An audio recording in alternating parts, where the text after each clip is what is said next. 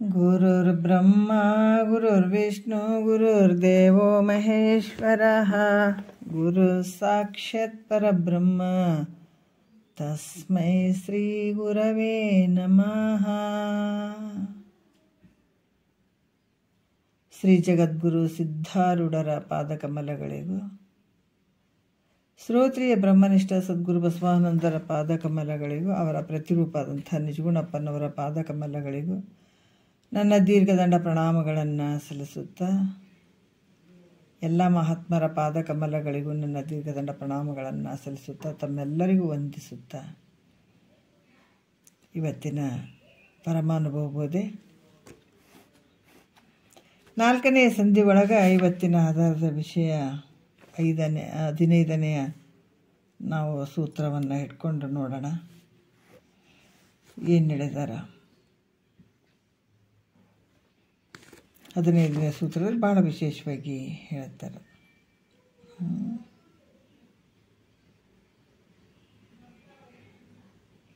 ಇದರಿಂದನೇ ತಗೊಳ್ಬೇಕಾಗ್ತದೆ. ಒಂದು ಸೆಕೆಂಡು. ಕರ್ಮದೇ ಜ್ಞಾನ ಕರ್ಮದೇ ಮುಕ್ತಿ ಘಟಿಸದು. ಕರ್ಮದೇ ಜ್ಞಾನ ಕರ್ಮದೇ ಮುಕ್ತಿ ಘಟಿಸದು ನಿರ್ಮಲ ಜ್ಞಾನದಿಂದ ಅಲ್ಲದೆ ಅಂತ ಹೇಳ್ತಾರೆ. ಕರ್ಮದಿಂದ ಮತ್ತು ಜ್ಞಾನ ಕರ್ಮದಿಂದ ಇವೆರಡು ಕೂಡುವಿಕೆಯಿಂದ ಮೋಕ್ಷ ಎಂದೆಂದು ಆಗಂಗಿಲ್ಲ. ಬರೀ ಕರ್ಮದಿಂದಾಗಲಿ ಅಥವಾ ಜ್ಞಾನ ಕರ್ಮದ ಸಮುಚ್ಚಯದಿಂದಾಗಲಿ ಮೋಕ್ಷ ಆಗಂಗಿಲ್ಲ ಅಂತ ನಿನ್ನೆ ಕೆಲವು ವಿಷಯಗಳು ಬಂದಿದ್ದಾವೆ. ಯಾಕಂದ್ರೆ ಜ್ಞಾನದಿಂದಲೇ ಮೋಕ್ಷ ಆಗ್ತದ ಅನ್ನುವಂಥದ್ದು ಹೇಳುವಂಥದ್ದು.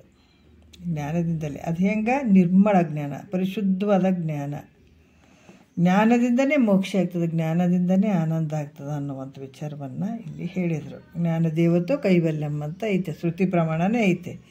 ಅದಕ್ಕೆ ಅದರ ಅನುಸಾರವಾಗಿ ಜ್ಞಾನದಿಂದಲೇ ಮೋಕ್ಷ ಆಗ್ತದೆ ಅನ್ನುವಂಥದ್ದನ್ನು ಇಲ್ಲಿ ಹೇಳಿದರು. ಈಗ ನಾವು ಒಂದನೇ ನುಡಿ ನೋಡೋಣ. ಯಾಕಂದರೆ ಇಲ್ಲಿ ನಿನ್ನೆ ವಿಷಯಗಳು ಬಂದು ಕರ್ಮಕ್ಕೆ ಮತ್ತು ಜ್ಞಾನಕ್ಕೆ ಅಧಿಕಾರಿಗಳು ಬೇರೆ ಬೇರೆಯೇ ಅದಾರ.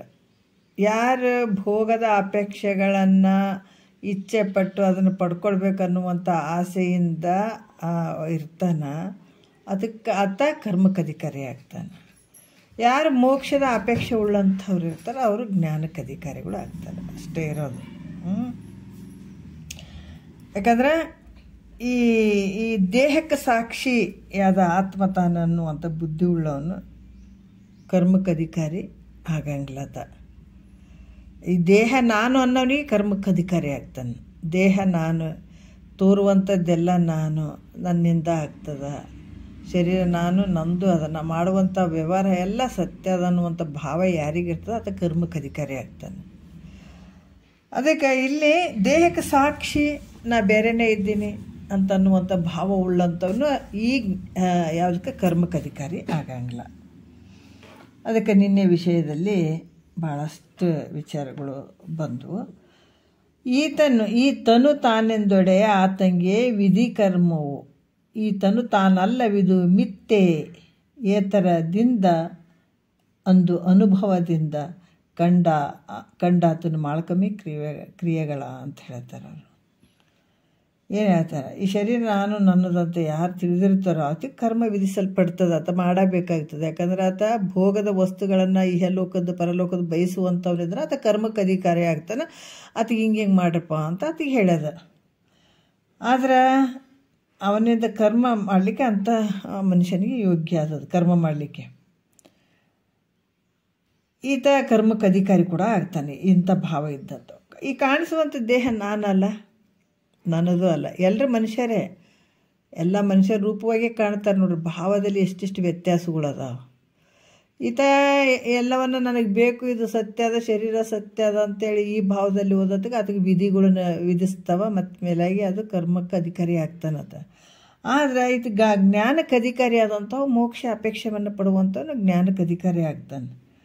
ಈ ಕಾಣಿಸುವಂಥ ದೇಹ ನಾನು ಅಲ್ಲ, ನಂದು ಅಲ್ಲ, ಇದು ಮಿಥ್ಯ ಅಂತ ತಿಳಿದಿರ್ತಾನೆ. ಮಿಥ್ಯ ಅಂತ ತಿಳಿದಿರ್ತಾನೋ ಆತ ಕರ್ಮಕ್ಕೆ ಅಧಿಕಾರಿ ಆಗಂಗಿಲ್ಲ, ಆತ ಜ್ಞಾನಕ್ಕೆ ಅಧಿಕಾರಿ ಆಗ್ತಾನೆ. ಈ ಶರೀರ ನಾನು ಅಲ್ಲ, ನಂದು ಅಲ್ಲ, ಸುಮ್ಮನೆ ವ್ಯವಹಾರ ಮಾಡ್ತಿರ್ತಾನೆ ನೋಡ್ರಿ. ಹಾಗಾಗಿ ಈ ರೀತಿ ತಿಳ್ಕೊಂಡತ್ತ ಈ ಶರೀರ ಮಿಥ್ಯೆ ಐತೆ, ಇದು ನಂದಲ್ಲ, ನನ್ನದೂ ಅಲ್ಲ, ನಾನೂ ಅಲ್ಲ, ನಂದು ಅಲ್ಲ ಅಂತ ಈ ರೀತಿ ಯಾರು ತಿಳ್ಕೊಂಡಿರ್ತಾರೆ ಅವರು ಕರ್ಮಕ್ಕೆ ಅಧಿಕಾರಿ ಆಗಂಗಿಲ್ಲ. ಅದಕ್ಕೆ ಈಗ ದೇಹಕ್ಕೆ ಸಾಕ್ಷಿಯಾಗಿ, ಈ ಶರೀರಕ್ಕೆ ಸಾಕ್ಷಿಯಾಗಿ ಇರುವಂಥವ್ನು ಯಾರು? ಸ್ವಯಂ ಪ್ರಕಾಶ ರೂಪನು. ಈ ಕರ್ಮ ಅಂತಂದ್ರೆ ಅದು ಯಾವತ್ತೂ ಮುಗಿಯಂಗಿಲ್ಲ. ಅದು ಈ ಕರ್ಮ ಅನ್ನುವಂಥದ್ದು ಯಾವ ರೀತಿ ಅಂದರೆ ಕಾಮ್ಯ ಭಾವನೆಯಿಂದ ನಮ್ಗೆ ಅಪೇಕ್ಷೆಗಳು ಬೇಕು ಅಂತನ್ನುವಂಥ ಮಾಡ್ತಾ ಹೋದಾಗ ಇದು ಯಾವತ್ತೂ ಮುಗಿಯಂಗಿಲ್ಲ. ನಾವು ಏಐತಿದು ಒಂದು ಕತೆ ಹೇಳ್ತಾರೆ ಮಹಾತ್ಮರು. ಏಐತಿ ಆತ ಏನು ಅಂತಂದ್ರೆ 10 ವರ್ಷ ಈ ಒಂದು ಕಾಮದ ಅಪೇಕ್ಷೆಯಿಂದ ಎಷ್ಟು ಆತ ಈ ಕಾಮದ ಅಪೇಕ್ಷೆಯಿಂದ ಕೂಡ್ಕೊಂಡು ಅವನು ಭೋಗಿಸ್ಬೇಕಂತಂದ್ರೂ ಕೂಡ ಅದಕ್ಕೆ ಕಾಮ ತೃಪ್ತಿ ಆಗಲೇ ಇಲ್ಲ ಅಂತಂದಾಗ ಈ ಅಪೇಕ್ಷೆ ಅನ್ನುವಂಥದ್ದು, ಈ ಕರ್ಮ ಅನ್ನುವಂಥದ್ದು ಇದು ಎಷ್ಟು ಮಾಡಿದ್ರೆ ಹಂಗೆ ಮಾಡ್ತಾನೆ ಹೋಗುವಂಥದ್ದು. ಅಲ್ಲಿ ಸುಖ ಐತೆ ಅಂತ ಯಾರೂ ಹೇಳಿಲ್ಲ. ಹಾಗಾಗಿ ಇಲ್ಲಿ ಕೂಡ ಏನು ಹೇಳ್ತಾರ, ಈ ಒಂದು ದೇಹ ನಾನಲ್ಲ, ನಂದು ಅಲ್ಲ ಅಂತ ಯಾವಾಗ ಈ ಶರೀರ ನಾನು ಅಂತ ತಿಳ್ಕೊಂಡವ ಆತ ಕರ್ಮಕ್ಕೆ ಅಧಿಕಾರಿ ಆಗ್ತಾನೆ. ಇದು ನಾನಲ್ಲ, ಶರೀರ ನಂದು ಅಲ್ಲ ಅಂತ ಇದು ಮಿಥ್ಯೆ ಐತಂತ ಆತ ಏನು ತಿಳ್ಕೊಂಡಿರ್ತಾನೆ ಅದು ಕರ್ಮಕ್ಕೆ ಅಧಿಕಾರಿ ಆಗಂಗಿಲ್ಲ. ಈಗ ದೇಹಕ್ಕೆ ಸಾಕ್ಷಿಯಾಗಿರುವಂಥ ಸ್ವಯಂ ಪ್ರಕಾಶನ ರೂಪವಾದಂಥ ನಾನು ಬೇರೆಯೇ ಇದ್ದೀನಿ ಅಂತ ಅನುಭವದಿಂದ ಮತ್ತು ಸುಮ್ಮನೆ ಕೇಳಿ ಬಿಟ್ಕೇಸಿ ಹಂಗಲ್ಲ, ಅಥವಾ ಗುರು ವಾಕ್ಯವನ್ನು ತಗೊಂಡು ಅದನ್ನೇನು ಮಾಡಬೇಕು, ಮತ್ತೆ ಅದನ್ನು ಅಳವಡಿಸ್ಕೊಂಡು ಅನುಭವದಿಂದ ನೋಡ್ಕೊಳ್ಳುವಂಥದ್ದು. ಅದು ನಿಶ್ಚಯ ಮಾಡಿದನು, ನಿಶ್ಚಯ ಮಾಡಿರುವನು ಅಂತ ಹೇಳ್ತಾರೆ. ಅದು ಮನನ ಮಾಡ್ತಾ ಮಾಡ್ತಾ ಮಾಡ್ತಾ ಮಾಡ್ತಾ ಆ ವಸ್ತುವನ್ನು ನಿಶ್ಚಯ ದೃಢವಾಗಿ ಇರುವಂಥದ್ದು. ಈ ರೀತಿ ಮಾಡಿರುವನು ಆತ ಯಾವ ವಿಧದಿಂದಲೂ ಕರ್ಮವನ್ನು ಮಾಡಲಾರ. ದೇಹಕ್ಕೆ ಸಾಕ್ಷಿ ರೂಪವಾಗಿದೆ, ಸ್ವಯಂ ಪ್ರಕಾಶ ರೂಪವಾಗಿದೆ, ನಾನು ಇದ್ದೇನೆ ಅನ್ನುವಂಥ ಅನುಭವದಿಂದ ಆತ ಯಾವಾಗ ನಿಶ್ಚಯ ಮಾಡ್ತಾನೆ ಆತಗೆ ಇದು ಯಾವುದು ಬೇಕಾಗಿಲ್ಲ. ಯಾವ ವಿಧದಿಂದ ಕರ್ಮವನ್ನು ಮಾಡುವಂಥ ಅವಶ್ಯಕತೆ ಇರೋಂಗಿಲ್ಲ, ಮಾಡಲಾರ. 2ನೇ ನುಡಿಯಲ್ಲಿ ಹೇಳ್ತಾರೆ, ತನುವು ಆತ್ಮನಲ್ಲವೋ ಆತ್ಮನು ತನುವಲ್ಲಾಗಿ ತನಗೆಂತೂ ಕರಣೀಯವುದು ಕರ್ಮ ಜನನವಿಲ್ಲಾಗಿ ವಿಪ್ರಾದಿ ಭಾವನೆ ಇಲ್ಲ ವೆನಿಪ ಚಿನ್ಮಯನೇ ತಾನಹನಾಗಿ. ನೋಡ್ರಿ, ಮತ್ತು ಈ ಜ್ಞಾನಿ ಕರ್ಮಕ್ಕೆ ಹೆಂಗೆ ಅಧಿಕಾರಿ ಅಲ್ಲ ಅಂತ ಕೇಳಿದ್ರೆ ಅದಕ್ಕೆ ಕಾರಣಗಳನ್ನು ಹೇಳ್ತಾರೆ. ಅದು ಹೆಂಗದಾನ? ತನುವು ಅಂದರೆ ಶರೀರ, ಇದು ಆತ್ಮ ಅಲ್ಲ. ತನುವು ಆತ್ಮನಲ್ಲ, ಆತ್ಮನು ತನುವಲ್ಲಾಗಿ. ನೋಡ್ರಿ, ಈ ತನು ಆತ್ಮ ಅಲ್ಲ, ಆತ್ಮ ತನುವಲ್ಲ. ಮತ್ತು ಈ ರೀತಿ ಇದ್ದಾಗ ಈ ದೇಹವು ನಾನಲ್ಲ, ಆತ್ಮನು ದೇಹ ಅಲ್ಲ, ಅದರಿಂದ ತನಗೆ ಉತ್ಪತ್ತಿ ಇಲ್ಲ. ಉತ್ಪತ್ತಿ ಅಂದರೆ ಯಾವುದು? ಆತ್ಮ ಉತ್ಪತ್ತಿ ಆದಂಥವನಲ್ಲ, ದೇಹ ಉತ್ಪತ್ತಿ ಆದಂಥದ್ದು, ಅದು ಮಿಥ್ಯವಾಗಿರುವಂಥದ್ದು. ಆ ದೇಹ ಆತ್ಮ ಆಗಕ್ಕೆ ಸಾಧ್ಯ ಇಲ್ಲ.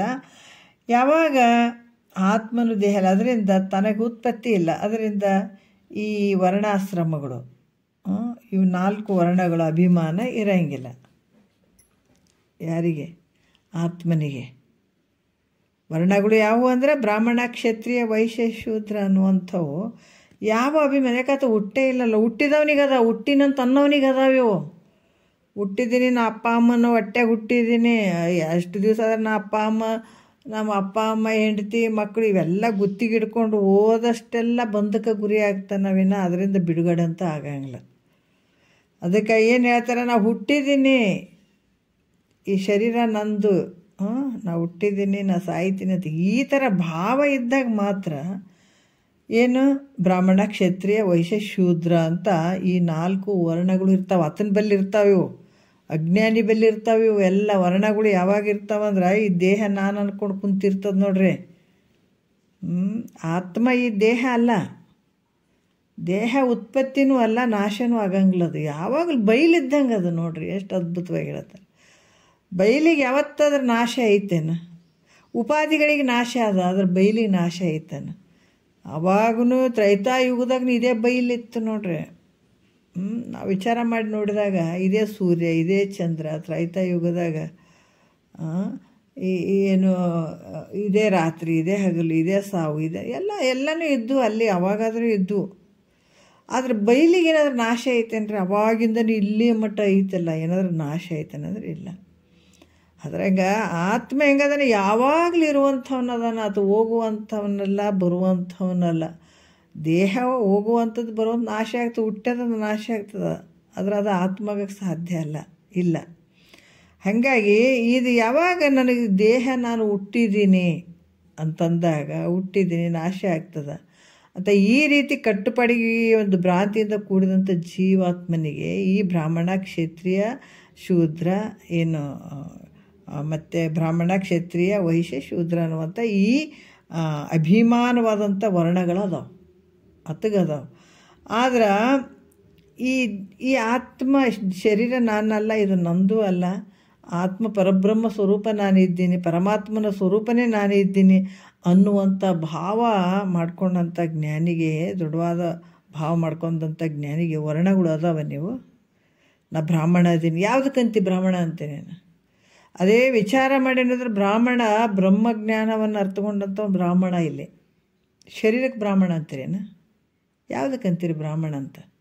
ಬ್ರಾಹ್ಮಣ, ಕ್ಷತ್ರಿಯ, ವೈಶ್ಯ, ಶೂದ್ರ ಇವೆಲ್ಲ ಕಲ್ಪನೆ ಅಷ್ಟೇ ಹೊರತಾಗಿ ನಿಜವಾದದ್ದಿಲ್ಲ. ಯಾವಾಗ ಅಜ್ಞಾನಿ ಕಾಲದಲ್ಲಿ ಅದ ಇವೆಲ್ಲಷ್ಟು, ಯಾವಾಗ ಶರೀರ ನಾನು ಅಂದ್ಕೊಂಡಿದ್ದು ಕುಂತಿರ್ತದೆ ನೋಡ್ರಿ, ಆವಾಗ ಈ ವರ್ಣಗಳು ಅದಾವೆ ಅಷ್ಟೇ. ಅದನ್ನು ಮೀರಿ ಹೋದಾಗ, ಅದನ್ನು ಮೀರಿ ದಾಟಿದಾಗ ಇವು ಯಾವ ಅತಗಿರಂಗಿಲ್ಲ, ಅಭಿಮಾನ ಇಲ್ಲ ಅದಕ್ಕೆ. ಯಾರಿಗೆ? ಆತ್ಮ ನಾನು ಯಾವಾಗಲೂ ಇರುವಂಥದ್ದು ಅಂತ ಅನ್ನುವಂಥ ದೃಢಭಾವ ಏನು ಮಾಡ್ಕೊಂಡಿದ್ದಾನ ಆತಗ ಈ ಬ್ರಾಹ್ಮಣ, ಕ್ಷತ್ರಿಯ, ವೈಶ್ಯ, ಶೂದ್ರ ಅನ್ನುವಂಥ 4 ವರ್ಣಗಳ ಅಭಿಮಾನ ಇರಂಗಿಲ್ಲ. ಈ ಕಾರಣದಿಂದ ದೇಹಾದಿ ದೃಶ್ಯ ವರ್ಗವನ್ನು ಬೆಳಗುವಂಥ ಚಿನ್ಮಯ ಈ ದೇಹ ಇಷ್ಟೆಲ್ಲ ಓಡಾಡ್ತದ ಮಾಡ್ತದಂದ್ರೆ ಯಾರ ಶಕ್ತಿಯನ್ನು ಪಡ್ಕೊಂಡದ? ಆತ್ಮನ ಒಂದು ಶಕ್ತಿಯನ್ನು ಪಡ್ಕೊಂಡದ. ಜೀವಾತ್ಮ ವ್ಯವಹಾರ ಮಾಡ್ತಾನಲ್ಲ, ಯಾವುದರ ಶಕ್ತಿ ಪಡ್ಕೊಂಡಿದ್ದಾನ? ಆತ್ಮನ ಶಕ್ತಿಯನ್ನು ಪಡ್ಕೊಂಡಿದ್ದಾನೆ. ಈ ಮನಸ್ಸು ಇಷ್ಟೆಲ್ಲ ಓಡಾಡ್ತದಲ್ಲ, ತಾನು ಸ್ವತಂತ್ರ ಇವಕ್ಕೆಲ್ಲ ಅದಾವೇನಂದರೆ ಇಲ್ಲ. ಇವೆಲ್ಲವನ್ನ ಬೆಳಗುವಂಥದ್ದು ಶಕ್ತಿ ಎಲ್ಲಿಂದ ಬಂತಂದ್ರೆ ಆತ್ಮ ಪರಮಾತ್ಮನಿಂದನೇ ಬಂದಂಥದ್ದು. ಅದಕ್ಕೆ ಈ ದೃಶ್ಯ ವರ್ಗವನ್ನು ಬೆಳಗುವಂಥ ಚಿನ್ಮಯನೇ ತಾನು ಅಂತ ತಿಳಿದಿರ್ತಾನಂತ. ಇವೆಲ್ಲ ದೃಶ್ಯವಾಗಿ ಏನೇನು ಎಲ್ಲ ತೋರಕತ್ತವ, ಒಂದಲ್ಲ ಎರಡಲ್ಲ, ಸಕಲ ಜೀವರಾಶಿಗಳ ತೋರಕತ್ತವ. ಅವೆಲ್ಲವುಗಳಿಗೆ ಚಿನ್ಮಯನ ತಾನಂತ ತಿಳಿಯೋದ್ರಿಂದ ತನ್ನಿಂದ ಕರ್ಮ ಇದು ನಡೀತದೇನೋ ಇಲ್ಲ. ತನ್ನಿಂದ ಕರ್ಮ ಮಾಡಲಿಕ್ಕೆ ಹೆಂಗೆ ಯೋಗ್ಯ ಆಗ್ತದೆ ಹೇಳ್ರಿ? ಎಲ್ಲ ಸ್ವರೂಪವು ತಾನಂತೆ, ಎಲ್ಲ ಕಡೆ ತುಂಬಿರ್ತ ಆತನಿಂದನೇ ಎಲ್ಲವನ್ನು ಬೆಳಗ್ತಾ ಇದೆ.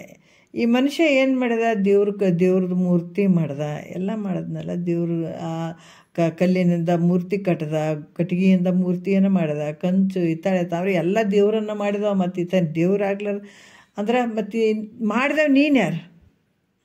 ಬೇಕಲ್ಲ, ದೇವ್ರನ್ನ ಮಾಡಿ ಕುಂದಿರ್ಸಿದೆಪ್ಪ, ಆದ್ರೆ ನೀನು ಯಾರು? ನೀನು ದೇವರೇ ಅಲ್ಲ. ಅದಕ್ಕೆ ಇಲ್ಲಿ ಕೂಡ ಹೇಳ್ತಾರ, ತಾನೆಂದು ತಿಳಿಯುವುದರಿಂದ ತನ್ನಿಂದ ಕರ್ಮ ಮಾಡಲಿಕ್ಕೆ ಹೆಂಗಾಗ್ತದೆ? ತಾನೇ ಎಲ್ಲ ಕಡೆ ಈ ದೇಹಾದಿ ದೃಶ್ಯ ವರ್ಗವನ್ನು ಬೆಳಗುವಂಥ ಚಿನ್ಮಯನೇ ತಾನಂತ ತಿಳ್ಕೊಂಡಿದ್ದಾನೆ. ಆ ತನ್ನ ಸ್ವರೂಪ ಅಂತ ತಿಳ್ಕೊಂಡವ. ಅನ್ಯ ವಸ್ತು ಆದಂಥ ಕರ್ಮಗಳು ನಡೀತಾವ.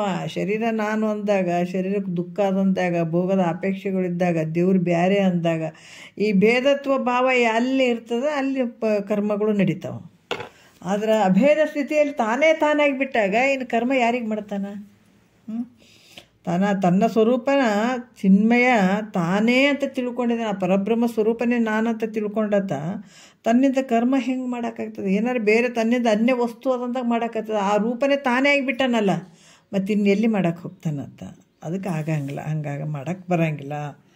ಅದಕ್ಕೆ 3ನೇ ನುಡಿಯಲ್ಲಿ ಹೇಳ್ತಾರೆ, ದೇಹದಿಂದ ಕರ್ಮವನ್ನು ಎಷ್ಟು ಮಾಡಿದರೂ ಬಂದವು ನಿವೃತ್ತಿ ಆಗದು ಅಂತ ಹೇಳ್ತಾರೆ ನೋಡ್ರಿ. ಭಾಳ ಅದ್ಭುತವಾಗಿ ಹೇಳ್ತಾರೆ. ಒಡಲಿಂದೇ ಕರ್ಮವನ್ನು ಎಡೆಬಿಡದೆಸಗಲಿಕ್ಕೆ ಕೆಡಲರಿಯದು ಬಂದವದರಿಂದ ಕುಡತೆ ಗಣ್ಣ ಬಲೆ ನೀನು ಅರಿಯುವುದು ಕರ್ಮವೆಂದೊಡೆ ಮೋಕ್ಷವಿಲ್ಲಿಂತಿದು ಸತ್ಯ. ಭಾಳ ಅದ್ಭುತವಾಗಿ ಹೇಳ್ತಾರೆ. ಜಂಗ್ ಬಿಡಿಸ್ತಾರೆ ನಿಜಗೊಂಡ್ರೆ ವಿಚಾರಗಳು ನೋಡ್ರಿ. ಎಷ್ಟು ಆಯುಷ್ಯ ಇರೋವರೆಗೆ ಇದನ್ನ ಮೆಲ್ಕೊಂತ ಕುಂತ ಕಲ್ಲು ಸಕ್ರಿ ರೀ ಇದು. ಇದಕ್ಕೆ ಎಷ್ಟು ಸೂಕ್ಷ್ಮವಾಗಿ ವಿಚಾರಗಳನ್ನು ಹೇಳ್ತಾರೆ ಅವರು. ಏನು ಹೇಳ್ತಾರೆ? ಒಡಲಿಂದೆ ಅಂದರೆ ಶರೀರದಿಂದ ಕರ್ಮವನ್ನು ಯಾಕಂದ್ರೆ ಕರ್ಮವನ್ನು ಅವಕಾಶವಿಲ್ಲದೆ ಮಾಡಿದರೂ ಕೂಡ ಸ್ವಲ್ಪ ಸಮಯ ಬಿಡದೇನೆ ಕಂಟಿನ್ಯೂ ಹುಟ್ಟಿನಿಂದ ಸಾಯೋವರೆಗೂ ದಮ್ಮುಗಟ್ಟಿ ಕರ್ಮದಲ್ಲಿ ಹೋದರೂ ಕೂಡ ನಿನಗೆ ನೆಮ್ಮದಿ ಐತೇನೋ ಅಂದರೆ ಇಲ್ಲ. ನೆಮ್ಮದಿ ಇಲ್ಲ, ಶಾಂತಿ ಇಲ್ಲ, ಸುಖ ಇಲ್ಲ. ಕರ್ಮದ ಬೆನ್ನು ಬಿದ್ದರೆ ನಿನಗೆ ಯಾವತ್ತೂ ಸುಖನೂ ಇಲ್ಲ, ಶಾಂತಿನೂ ಇಲ್ಲ, ನೆಮ್ಮದಿನೂ ಇಲ್ಲ. ಅದಕ್ಕೆ 2 ರೀತಿಯಿಂದ ಹೇಳಿದ್ದಾರೆ ಅವರು. ಲೌಕಿಕದಲ್ಲಿ ಮಾಡುವಂಥ ಕರ್ಮಗಳು, ಹೆಂಡತಿ, ಮಕ್ಕಳು, ಸತಿ, ಅದಕ್ಕೆ ಇಲ್ಲಿ ಹೇಳ್ತಾರೆ ಭೋಗದೊಡನೆ ವಿಶೇಷ ಸ್ವರ್ಗವಾಗಲೆಂದೆಳಿಸಿ ಜ್ಯೋತಿಷ್ಠೋಮ ಅಂತ ಅಲ್ಲಿ ಹೇಳ್ತಾರೆ. ಮತ್ತು ಸತಿ ಸುತ್ತರು, ಹೆಂಡತಿ, ಮಕ್ಕಳು, ಈ ಸಂಸಾರ ಅನ್ನುವಂಥದ್ದು ಅಲ್ಲಿ ಮಾಡುವಂಥ ಕರ್ಮಗಳು. ಮತ್ತು ಭೋಗ ಯಾವುದು ಸ್ವರ್ಗಾದಿ ಭೋಗಗಳನ್ನು ಅನುಭವಿಸುವಂಥ ಆ ರೀತಿ ಮಾಡುವಂಥ ಕರ್ಮಗಳು, ಭೋಗಕ್ಕೆ ಅಪೇಕ್ಷೆ ಪಟ್ಟು ಮಾಡುವಂಥ ಈ ಲೌಕಿಕ ಕರ್ಮಗಳು ಅವು ಆ ರೀತಿ ಇದೇ ಮಾಡಬೇಕು ಅದೇ ಮಾಡ್ಬೇಕಂತಲ್ಲ, ಅಲ್ಲಿ ರಕ್ಷಣೆ ಮಾಡೋದಕ್ಕಾಗಿ ಅಥವಾ ಉಪಜೀವನ ಮಾಡೋದಕ್ಕಾಗಿ ಹಲವಾರು ಕರ್ಮಗಳನ್ನು ಅಲ್ಲಿ ಮಾಡ್ಕೊತ ಬರ್ಬೇಕಂತ ಹೇಳ್ತಾರೆ. ಮತ್ತು ವೇದಗಳಲ್ಲಿ ಹೇಳಿದಂಥದ್ದು ಕೂಡ ವಿಹಿತ ಕರ್ಮ ಕೂಡ ಹೇಳಿದ್ದಾರೆ. ಅಲ್ಲಿ ನಿತ್ಯ ಕರ್ಮ, ನೈಮಿತ್ತಿಕ ಕರ್ಮ, ಪ್ರಾಯಶ್ಚಿತ್ ಕರ್ಮ, ಮತ್ತು ನಿತ್ಯ ನೈಮಿತ್ತಿಕ, ಮತ್ತು ಇದು ಕಾಮ್ಯಕರ್ಮ, ನಿತ್ಯ ಕರ್ಮ, ನೈಮಿತ್ತಿಕ ಕರ್ಮ, ಪ್ರಾಯಶ್ಚಿತ್ ಕರ್ಮ ಅಂತ 4 ರೀತಿಯಿಂದ ಕೂಡ ಹೇಳಿದಂಥದ್ದು. ಇವೆರಡರಲ್ಲಿ ಹೇಳಿದಾರ. ಇದು ಈ ಭೋಗದ ಅಪೇಕ್ಷೆ ಇಟ್ಕೊಂಡು ಈತ ಎಲ್ಲ ಇಲ್ಲಿ ಕರ್ಮಗಳನ್ನು ಮಾಡ್ತಾನೆ ಲೌಕಿಕದಲ್ಲಿ. ಈತ ವಿಹಿತ ಕರ್ಮಗಳನ್ನು ಮಾಡುವಂಥದ್ದು ವೇದದಲ್ಲಿ ಕೂಡ ಹೇಳಿದ್ದಾರೆ. ಕಾಮ್ಯ, ನಿತ್ಯ, ನೈಮಿತ್ತಿಕ, ಪ್ರಾಯಶ್ಚಿತ್ತ ಅಂತ ಕರ್ಮಗಳನ್ನು ಹೇಳಿದ್ದಾರೆ. ಇವು ಎಷ್ಟೇ ಮಾಡಲಿ, ಹುಟ್ಟಿನಿಂದ ಸಾಯೋವರೆಗೂ ಮಾಡಲಿ, ಜನ್ಮಾಂತರ ಮಾಡಿದರೂ ಕೂಡ ಈ ಜನನ ಮರಣ ರೂಪ ಏನು ಬಂಧ ಅದಲ್ಲ, ಇದು ನಿವೃತ್ತಿ ಆಗಂಗಿಲ್ಲ. ಇದರಿಂದ ನಿವೃತ್ತಿ ಆಗಂಗಿಲ್ಲ. ಬೇಕಾದಷ್ಟು ಕರ್ಮಗಳನ್ನು ಮಾಡಿರಿ. ಅದಕ್ಕೆ ಅವ್ರು ಒಂದೇ ಮಾತು ಹೇಳ್ತಾರೆ, ನಿಜಗೊಂಡ್ರಿ ಎಂಥ ಒಂದು ಅದ್ಭುತವಾದಂಥ ಶಕ್ತಿ ಕೊಡ್ತಾರೆ. ಕಪಟ ಒಳಿದು ಕೋಟಿ ಜಪವನ್ನೇ ಸೆಗಿಬಲು, ತಪವನ್ನೇ ಮಾಡಿ ಕಪಟ ಅಳದು ಬಿಟ್ಟಿದ್ದೀನಿ, ಕೋಟಿ ಜಪ ಮಾಡ್ತೀನಿ. ತನ್ನನ್ನು ತಾನೇ ಮಾಡುವಂಥವನ್ನ ಯಾರಂತ ತಿಳ್ಕೊಳ್ಳೋದು, ಬರೀ ಜಪ ಎಣಿಸಿದ್ರೆ ಎದಕ್ಕೆ ಬಂತ್ರಿ? ಮಹಾತ್ಮರು ಹೇಳ್ತಾರೆ, ಮಾಡುವಂಥವ್ನು ಯಾರು? ಜಪ ಮಾಡುವಂಥವ್ನು ಯಾರು? ಕರ್ಮ ಮಾಡುವಂಥವನ್ನೇ ತನ್ನನ್ನು ತಾನು ತಿಳ್ಕೊಳ್ಳಾರ್ದು. ಅದಕ್ಕೆ ಬೊಮ್ಮವನರಿವೆನೆಂದು ಬಳಲುವರು, ತಮ್ಮ ನೇತಿಗಳೆದು ಅನ್ಯವನ್ನೇ ನೋಡಿ ಮನುಜರು. ತಮ್ಮನ್ನು ತಾವು ತಿಳ್ಕೊಳ್ಳದೆ ಬಿಟ್ಟು ಅನ್ಯವನ್ನು ನೋಡ್ತಾವಲ್ಲ, ನೋಡಿ ನೋಡಿ ನೋಡಿ ಬಳಲ್ತಾವ. ಕರ್ಮ ನೋಡ್ರಿ ಎಷ್ಟು ಕಷ್ಟ. ಅದು ಮಾಡ್ತೀವಿ ಅಂದಾಗ ದುಃಖನೇ ಶುರುವಾಯ್ತಲ್ಲಿ. ಯಾವುದೋ ಒಂದು ಪೂಜೆ ಮಾಡ್ತೀವಿ ಅಂದಾಗ 1 ತಿಂಗಳಿಂದ ಅದಕ್ಕೆ ನಾವೆಲ್ಲ ಪ್ರಿಪೇರ್ ಆಗಬೇಕಾಗ್ತದೆ. ಎಲ್ಲ ಮಾಡ್ಬೇಕು, ಇದು ಮಾಡ್ಬೇಕಂತ ತೊಗೊಳ್ಬೇಕು, ಇದು ತೊಗೊಳ್ಬೇಕು, ಶುರುನೇ ಆಯ್ತು, ದುಃಖನೇ ಶುರುವಾಯಿತು. ಅದಕ್ಕೆ ಇಲ್ಲಿ ಹೇಳ್ತಾರೆ, ಬೇಕಾದಷ್ಟು ಮಾಡು ನೀನು. ಆದ್ರೆ ಈ ಕರ್ಮಗಳು ಎಷ್ಟು ಮಾಡಿದರೂ ಕೂಡ ಜನನ ಮರಣ ರೂಪ ಈ ಭವಬಂಧ ನಿವೃತ್ತಿ ಆಗಂಗಿಲ್ಲ. ಅದರಿಂದ ಏನೋ ಒಂದು ಕ್ಷಣಿಕವಾಗಿರುವಂಥ ಭೋಗಗಳು ಸಿಗ್ಬೋದು, ಆದರೆ ನಿಜವಾದಂಥ ಒಂದು ನೆಮ್ಮದಿ, ಆನಂದ ಇವ್ಯಾವ ಸಿಗಂಗಿಲ್ಲ, ಮೋಕ್ಷ ಆಗೋದೇ ಇಲ್ಲ. ಅದರಿಂದ ಇಲ್ಲಿ ಕೂಡ ಕರ್ಮವಂತ ಹೇಳಿದ್ರೆ ಮೋಕ್ಷ ಇಲ್ಲಂತೂ ನೀನು ನಿಶ್ಚಯವಾಗಿ ತಿಳಿ. ಕರ್ಮವಂತ ಹೇಳಿದರೆ, ಅದರಿಂದ ಕರ್ಮ ಅಂತ ಹೇಳಿದ್ರೆ ಅದಕ್ಕೆ ಏನು ಹೇಳ್ತಾರೆ, ನಂಬು ಜ್ಞಾನವನೇ. ಅಲ್ಲಿ ನಿಜಗೊಂಡ್ರೆ ಭಾಳ ಚಂದ ಹೇಳ್ತಾರೆ, ನಂಬು. ಈ ಕರ್ಮದ ಅನ್ನುವಂಥ ಜಾಲದೊಳಗೆ ಸಿಲುಕಿ ಬಳಲ್ಬೇಡ ಅಂತ ಹೇಳ್ತಾರೆ. ಉಸಿರುಗಟ್ಟಿ ಸಾಯಂಗಿದು. ಈ ಕರ್ಮ ಅನ್ನುವಂಥದ್ದು ಬಂದಕ್ಕೆ ತೊಗೊಂಡೋಗ್ತದದ. ಕರ್ಮ ಅನ್ನುವಂಥದ್ದು ಏನಾಗ್ತದಪ್ಪ ಅಂತಂದ್ರೆ ಇದು ಬಂದಕ್ಕೆ ತೊಗೊಂಡು ಹೋಗ್ತದ. ಅದಕ್ಕೆ ನಂಬು ಜ್ಞಾನವನ್ನೇ. ಇದರಿಂದ ನೀ ಪಾರಾಗಬೇಕಾಗಿತ್ತು. ಮೋಕ್ಷದ ಅಪೇಕ್ಷೆ ಇದ್ರೆ ಬಾ ಈ ಕಡೆ ಅಂತಾರೆ. ನೀನು ಭೋಗದ ಅಪೇಕ್ಷೆ ಇದ್ದರೆ ಅಲ್ಲೇ ಕೂತ್ಕೋ. ಏನು ಬೇಕಾದ್ರೆ ನಿತ್ಯ ನೈಮಿತ್ತಿಕ, ಕಾಮ್ಯ ಕರ್ಮ, ಪ್ರಾಯಶ್ಚಿತ್ ಕರ್ಮ ಎಲ್ಲ ಅದಾರ ನೋಡಿ, ಮಾಡ್ಕೊಂಡು ಅವು ಏನೇನು ತೊಗೊಳ್ಕಿ ಮತ್ತು ನೀನು ಹುಟ್ಟಿ ಬರೋವಂಥ ಕೆಲಸ ಮಾಡ್ಕೊಳ್ಳೋದ್ರೆ ಮಾಡ್ಕೊ, ಅವನು ಅದಾವ, ಇಲ್ಲ ಅಂತಿಲ್ಲ. ಆದರೆ ನಾನು ಇಷ್ಟು ಜನ್ಮದಾಗ ಹುಟ್ಟಿ ಬಂದಿದ್ದೀನಿ, ಸಾಕಪ್ಪ ನನಗೆ ಅನ್ನುವಂಥ ಭಾವ, ಮೋಕ್ಷ ಅಪೇಕ್ಷೆ ಯಾವಾಗ ನಿನಗೆ ಉತ್ಪನ್ನ ಆಯಿತು ಅಂದಾಗ ಅವಾಗ ಗುರು ಹೇಳ್ತಾನೆ ನೋಡ್ರಿ, ನಂಬು ಜ್ಞಾನವನ್ನೇ. ಜ್ಞಾನವನ್ನೇ ನಂಬು. ಜ್ಞಾನ ಅಂದ್ರೇನು? ಅಭೇದ ದರ್ಶನ ಜ್ಞಾನ. ಶಿವ ಬೇರೆಲ್ಲ, ಜೀವ ಬೇರೆಲ್ಲ ವಿಚಾರಗಳು ನೋಡ್ರಿ. ಈ ಅಭೇದ ಆಗಬೇಕು. ಅದಕ್ಕೆ ನಂಬ ಜ್ಞಾನವೇ. ಕರ್ಮ ಅನ್ನುವಂಥ ಜಾಲದೊಳ ಸಿಲುಕಿ ಅಂಬಲಿಸದಿರು ಮುಕ್ತಿ ಎಂಬಯಸಿ ಮನುಜ ಅಂತೇಳಿ. ಈ ಕರ್ಮ ಅನ್ನುವಂಥದ್ದು ಒಂದು ಜಾಲ, ಇದೊಂದು ವ್ಯಾಪಾರ ಇದ್ದಂಗೆ, ಇದು ದೊಡ್ಡ ಆಟ. ಇದು ಈ ಜಾಲ ಅನ್ನುವಂಥದ್ದು ಏನು ಜಾಲ ಅಂದಾಗ ನಮ್ಗೆ ಚಿಗರೆ ಇಲ್ಲರಿ, ಅದು ಭಾಳ ಇದ್ರಾಗ ಬಿದ್ದುಬಿಟ್ಟದ್ರಿ, ಬಲಿ ಒಳಗೆ ಬಿದ್ದುಬಿಟ್ಟದ್ರಿ ಅಂದಾಗ ನಮ್ಗೆ ಊಹೆ ಮಾಡ್ಕೋತೀವಿ. ಬಲಿ ಒಳಗೆ ಅಂದ್ರೆ ಭಾಳ ಕಷ್ಟಪ್ಪ, ಅದು ಹೊರಗೆ ಹೋಗಂಗಿಲ್ಲ, ಏನಿಲ್ಲ. ಅದು ಯಾವಾಗ ಬೇಕಾದ್ರೆ ಸಾಯ್ಬೋದು ಅಲ್ಲ. ಕರ್ಮದ ಆ ಜಾಲ ಇದ್ರೆ ಬಲಿ ಒಳಗೆ ಬಿದ್ದದ್ರಿ. ಯಾವುದೋ ಒಂದು ಪ್ರಾಣಿಯರ ಬೀಳಿ ಏನೇ ಆಗಲಿ ಒಬ್ಬ ಮನುಷ್ಯ ಬಲಿ ಒಳಗೆ ಬಿದ್ದು ಬಿಟ್ಟನ್ರಿ ಅಂದಾಗ ನಮ್ಗೆ ಕಲ್ಪನೆ ಬರುವಂಥದ್ದೇನು, ಭಾಳ ಕಷ್ಟ ಐತಪ್ಪ, ಒಂದು ಇದ್ರಾಗ ಬಲಿ ಒಳಗೆ ಬಿದ್ದುಬಿಟ್ಟಿದ್ದಾನೆ, ಭಾಳ ಕಷ್ಟ ಆಯ್ತು, ಅದರಿಂದ ಹೊರಗೆ ಬರೋದು ಭಾಳ ಕಷ್ಟ ರೀ, ಆ ಬಲಿ ಒಳಗೆ ಬಿದ್ದ ಅಂದ್ರೆ ಭಾಳ ಕಷ್ಟ ಬಿಡ್ರಿ ಅಂತ ಮಾತಾಡ್ಕೋತಿರ್ತೀವಲ್ಲ. ಅದ್ರಾಗ ಕರ್ಮ ಅನ್ನುವಂಥದ್ದು ಒಂದು ಜಾಲ, ಅದರಿಂದ ದಾಟಿ ಬರೋದು ಭಾಳ ಕಷ್ಟ. ಆದ್ರೆ ಅದರಿಂದ ದಾಟಿ ಬರುವಂಥದ್ದು ಯಾವುದರಿಂದ ಶಕ್ತಿ ಅಂತಂದ್ರೆ ಗುರುನಾಥನ ವಾಕ್ಯಗಳಿಂದನೇ ಅದರಿಂದ ನಾವು ಜಿಗಿದು ಬರೋಕ್ಕಾಗ್ತದೆ. ಇಲ್ಲಾಂದ್ರೆ ಅಲ್ಲಿ ಜಂಪ್ ಮಾಡೋಕೆ ಆಗೋದೇ ಇಲ್ಲ. ಅದಂಥ ಜಾಲ ಅದು. ಅದಕ್ಕೆ ಕರ್ಮ ಅನ್ನುವಂಥ ಜಾಲದಲ್ಲಿ ಉಸಿರುಗಟ್ಟಿ ಸಾಯಬೇಡಪ್ಪ, ಅದನ್ನು ಜಂಪ್ ಮಾಡು, ಅದು ದಾಟಿ ಬಾ, ಮುಂದೆ ಅದಾವ ಬೇಕಾದಷ್ಟು ಅದಾವ. ಅದಕ್ಕೆ ಈ ಕರ್ಮಕಾಂಡ, ಉಪಾಸನೆ ಕಾಂಡ, ಜ್ಞಾನಕಾಂಡ ಅಂತ ಕೂಡ ಈ 3 ಗುಣಗಳಿಂದನೇ ಅಲ್ಲಿ ಇರ್ತಾವೆ. ಕರ್ಮದಲ್ಲಿ ತಮೋಗುಣ ಇರುವಂಥದ್ದು, ಭಾಳಷ್ಟು ತಮೋಗುಣ ಇರುವಂಥದ್ದು ಕರ್ಮದಲ್ಲಿರುವಂಥದ್ದು. ರಜೋಗುಣ ಎಲ್ಲಿ ಉಪಾಸನೆ ಕಾಂಡ, ಮತ್ತು ಸತ್ವ ಎಲ್ಲಿ ಅಂತಂದ್ರೆ ಈ ಜ್ಞಾನಕಾಂಡದಲ್ಲಿ. ಈ ಏನದು ಈ ತಮೋಗುಣ ಮತ್ತು ಸತ್ವಗುಣದ ಮಧ್ಯೆ ಇರುವಂಥದ್ದು ಈ ರಜೋಗುಣ, 2 ಮಿಶ್ರ ಇರ್ತಾವೆ ಅದರಲ್ಲಿ.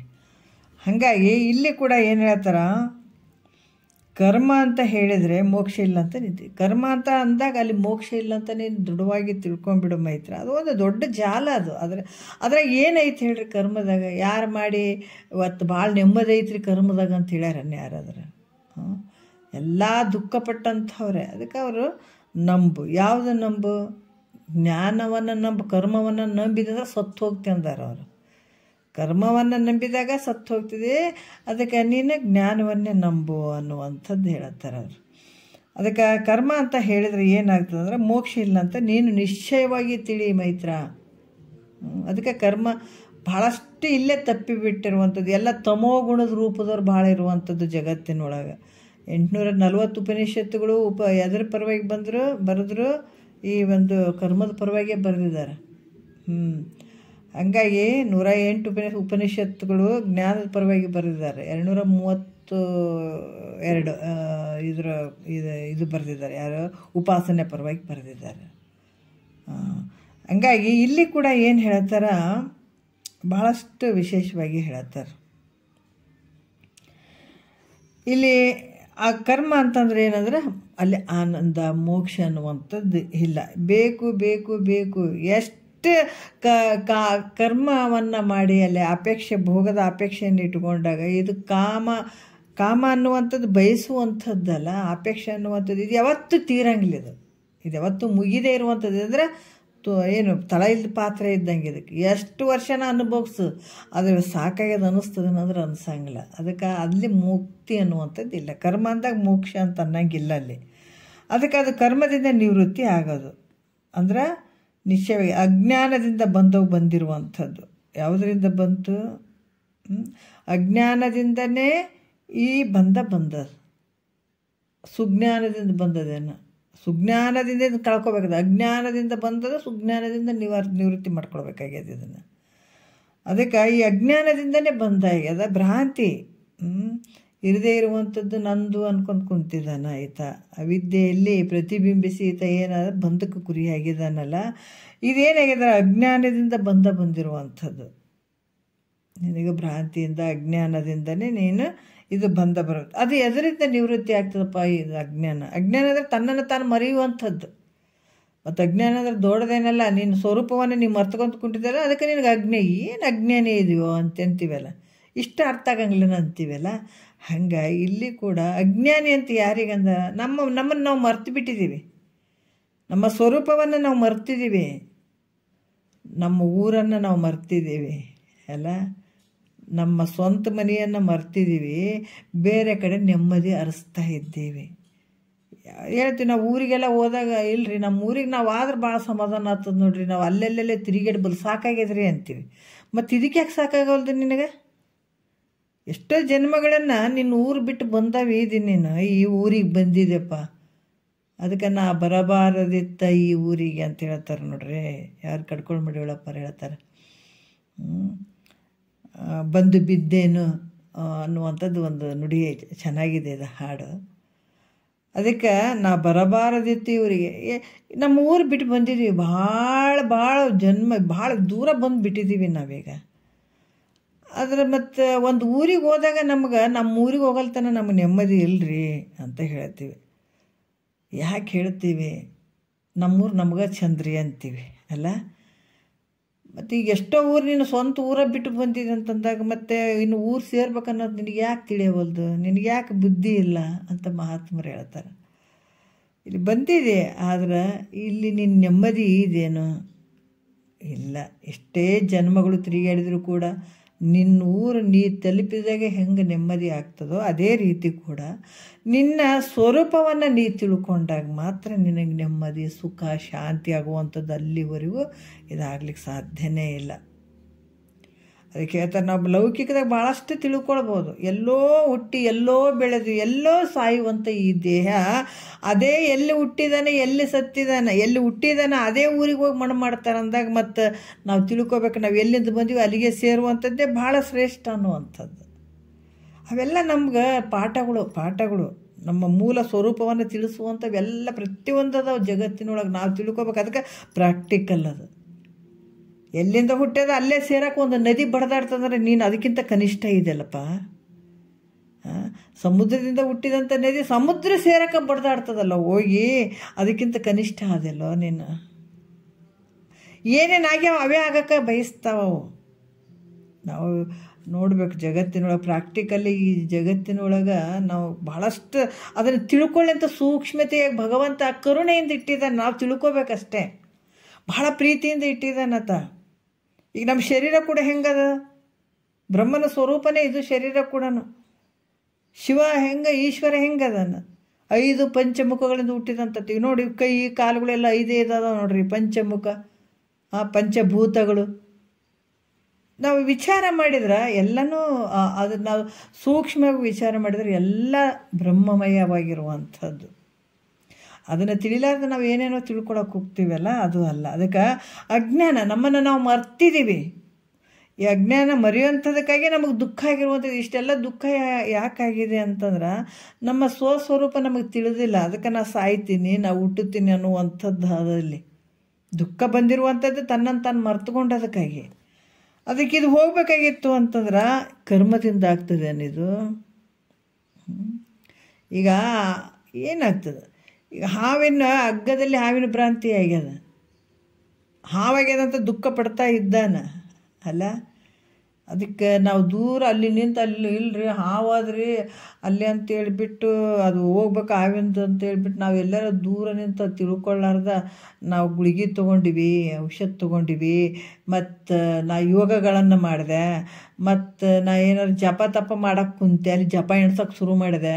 ಹಂಗಂದ್ರೆ ಅದು ಅರ್ಥ ನಿವೃತ್ತಿ ಆಯ್ತೇನ? ಅದು ಭ್ರಾಂತಿ ಹೋಯ್ತೇನು? ಈ ಭಯ ಹೋಯ್ತೇನು? ಇಲ್ಲಲ್ಲ. ದೂರ ಕುಂತು ನಾಲ್ಕು ಅಂಜಿಬಿಟ್ಟು ಭಾಳ ಅಂಜಿನ್ರಿ ಅಂತೇಳಿ ಜಪ ಮಾಡು, ತಪ ಮಾಡು, ಯೋಗಗಳನ್ನು ಮಾಡು, ಏನೇ ಮಾಡು, ಆದ್ರೆ ಅದು ಕರೆಕ್ಟ್ ಗೊತ್ತಾಯ್ತೇನೆ ನಿನಗೆ? ಅಲ್ಲಿ ಎದರಿಂದ ಗೊತ್ತಾಗ್ತದೆ? ವಿಚಾರದಿಂದ. ಅಲ್ಲಿ ವಿಚಾರ ಮಾಡ್ಬೇಕಾಗ್ತದಲ್ಲ. ಏನಂತಂದ್ರೆ ಹೇಳ್ತಾರೆ ಅವರು, ಯಾವ ರೀತಿ ವಿಚಾರ ಯಾವಾಗ ಆತ ಮಾಡ್ತಾನ ಆವಾಗ ಅದು ಹಾವಿನ ಭ್ರಾಂತಿ ಹೋಗ್ತದೆ, ನಿವೃತ್ತಿ ಆಗ್ತದೆ. ಅಲ್ಲಿವರೆಗೂ ಅದರ ಭ್ರಾಂತಿ ನಿವೃತ್ತಿ ಆಗಂಗಿಲ್ಲ. ಅದೇ ರೀತಿ ಕೂಡ ಅಜ್ಞಾನದಿಂದ ಬಂದಿರುವಂಥದ್ದು ಅದು ಕರ್ಮದಿಂದ ನಿವೃತ್ತಿ ಆಗಂಗಿಲ್ಲ. ನಾ ಏನೇನೋ ಕ್ರಿಯೆಗಳನ್ನು ಮಾಡ್ತೀನಿ ಅಂತಂದ್ರೆ ಅದರಿಂದ ನಿವೃತ್ತಿ ಆಗಲ್ಲ, ವಿಚಾರದಿಂದ. ಯಾಕಂದ್ರೆ ಕರ್ಮವು ಅಜ್ಞಾನಕ್ಕೆ ವಿರೋಧಿ ಆಗಿಲ್ಲ. ಕರ್ಮ ಏನದ ಅಜ್ಞಾನಕ್ಕೆ ವಿರೋಧಿ ಆಗಿಲ್ಲ, ಆದರೆ ಸಹಾಯ ಆಗ್ಯದ. ಯಾಕಂದರೆ ಈ ಕರ್ಮ ನಿಷ್ಕಾಮ ಕರ್ಮ ಅನ್ನುವಂಥದ್ರಿಂದನೇ ಈ ದಾರಿಗೆ ಬರಬೇಕಾಗ್ತದೆ. ಅದಕ್ಕೆ ವಿರೋಧಿ ಆಗಿಲ್ಲ. ಅದಕ್ಕೇನಾಗ್ಯದ? ಜ್ಞಾನಕ್ಕೆ ಸಹಾಯ ಆಗ್ತದೆ. ಅದರಿಂದ ಅಜ್ಞಾನಕ್ಕೆ ವಿರೋಧಿಯಾದ ಜ್ಞಾನ ಪ್ರಾಪ್ತಿ ಆದ್ರೆ, ಅಜ್ಞಾನಕ್ಕೆ ವಿರೋಧಿಯಾದ ಜ್ಞಾನ ಪ್ರಾಪ್ತಿ ಬಂದು ನಿವೃತ್ತಿ ಆಗ್ತದೆ. ಯಾಕಂದ್ರೆ ಅಜ್ಞಾನಕ್ಕೆ ನಿವೃತ್ತಿ ಯಾವುದು? ಅಜ್ಞಾನಕ್ಕೆ ವಿರೋಧಿಯಾಗಿರುವಂಥದ್ದು ಜ್ಞಾನ.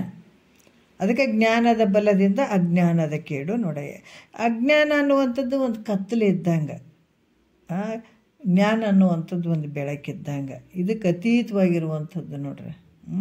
ಈಗ ನಮಗೆ ರಾತ್ರಿ ಕತ್ತಲಾಗ್ತದೆ, ಬೆಳಕಾಗ್ತದೆ, ಬೆಳಕು ಅಗಲಿ ಆಗುವಂಥದ್ದು. ಜ್ಞಾನ ಇದ್ದಂಗೆ ರಾತ್ರಿ ಅನ್ನುವಂಥದ್ದು ಕತ್ತಲಿದ್ದಂಗೆ, ಎರಡೂ ಇರುವಂಥದ್ದು. ಅದಕ್ಕೆ ಇದು ಇವೆರಡನ್ನೇ ಮೀರಿ ನಿಲ್ಲುವಂಥದ್ದು ಜ್ಞಾನ. ಅಜ್ಞಾನಕ್ಕೆ ವಿರೋಧಿಯಾದಂಥದ್ದು ಯಾವುದು? ಜ್ಞಾನ. ಕತ್ತಲಿಗೆ ವಿರೋಧಿಯಾಗಿರುವಂಥದ್ದು ಯಾವುದು? ಬೆಳಕು.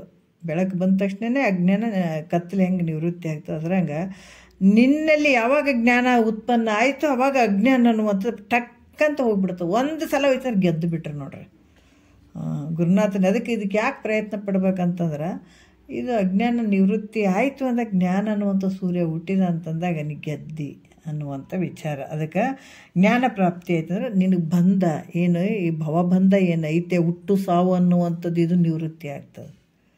ಹುಟ್ಟು ಸಾವು ಅನ್ನುವಂಥದ್ದು ನಿವೃತ್ತಿ ಮಾಡ್ಕೊಳ್ಳುವಂಥದ್ದೇ ಮನುಜ ಕುಲ ಜನನದ ಲಾಭ. ಹೌದು, ನಾನು ಯಾರಿದ್ದೀನಿ ಅಂತ ತಿಳ್ಕೊಳ್ಳುವಂಥದ್ದು. ನಾನು ಯಾರಿದ್ದೀನಿ ಅಂತ ತಿಳ್ಕೊಂಡ್ರೆ ಪಟ ಪಟ ಪಟ ಪಟ ಇವೇನು ಅದಾವ ಬಂಧಗಳು ಎಲ್ಲ ಬಿಟ್ಟು ಹೋಗ್ಬಿಡ್ತಾವೆ ನೋಡ್ರಿ. ನಾನು ಯಾರಿದ್ದೀನಿ ಅಂತ ತಿಳ್ಕೊಂಡಾಗ ಈ ಬಂಧದಿಂದ ನಿವೃತ್ತಿ ಆಗೋಕ್ಕೆ ಸಾಧ್ಯ ಆಗ್ತದೆ. ಮತ್ತು ಈ ಲೋಕದಲ್ಲಿ ನಿತ್ಯ ಮಾಡುವ ಕರ್ಮವು ಬಂಧವನ್ನು ಕಿಂಚಿತ್ತಾದರೂ ನಿವೃತ್ತಿ ಮಾಡೋದೇ ಇಲ್ಲ ಅದು ಅಂತ ಹೇಳ್ತಾರೆ. ಏನು ಹೇಳ್ತಾರೆ? ಜನವೆಲ್ಲ ಇಳೆಯೊಳಗೆ ಅನುದಿನದೊಳು ಕರ್ಮವನ್ನು ಮಾಳ್ಪದನಿತರಿಂದವೇ ಬಂದ ವಿನಿತು ಪಿಂಗಿರದಾಗಿ ವನಜಸ್ಯ ಮೋಕ್ಷ ಸಾಧನವೆಂಬುದಹುದೇ ಪೇಳ್ಕ್ರಿಯೆಯಿಂದ ಅಂತ ಹೇಳ್ತಾರೆ ಅವರು. ಯಾಕಂದ್ರೆ ಜಗತ್ತಿನಲ್ಲಿ ಜನರ ನಿತ್ಯದಲ್ಲಿಯೂ ಕರ್ಮಗಳನ್ನು ಮಾಡ್ತಾನೇ ಇದ್ದಾರೆ. ಆದರೆ ಅವರು ಆನಂದ ಕರ್ಮದಿಂದನೇ ಕೆಲವರೆಲ್ಲ ನೆಮ್ಮದಿ ಸಿಗ್ತದೆ, ಆನಂದ ಐತೆ ಅದಂತ ಎಲ್ಲ ಹೇಳುತ್ತಾರಲ್ಲ. ಅದಕ್ಕೆ ಲೋಕದಲ್ಲಿ ನಿತ್ಯ ಮಾಡುವಂಥ ಕರ್ಮ ಇದೇನೈತೆ ಇದು ಒಂದು ಸ್ವಲ್ಪ ಕೂಡ ನಿನ್ನ ಬಂಧನವನ್ನು ನಿವೃತ್ತಿ ಮಾಡಂಗಿಲ್ಲ. ಹೌದು, ಈ ಕರ್ಮದಿಂದನೇ ನಮಗೆ ಸುಖ ಐತಪ್ಪ ಆನಂದ ಐತೆ ಅಂತಂದ್ರೆ ಈಗ ಎಷ್ಟೋ ದಿವಸದಿಂದ ಕೆಲವೊಂದು ಕರ್ಮಗಳನ್ನು ಮಾಡ್ಕೊತ ಬಂದಿರ್ತಾರೆ.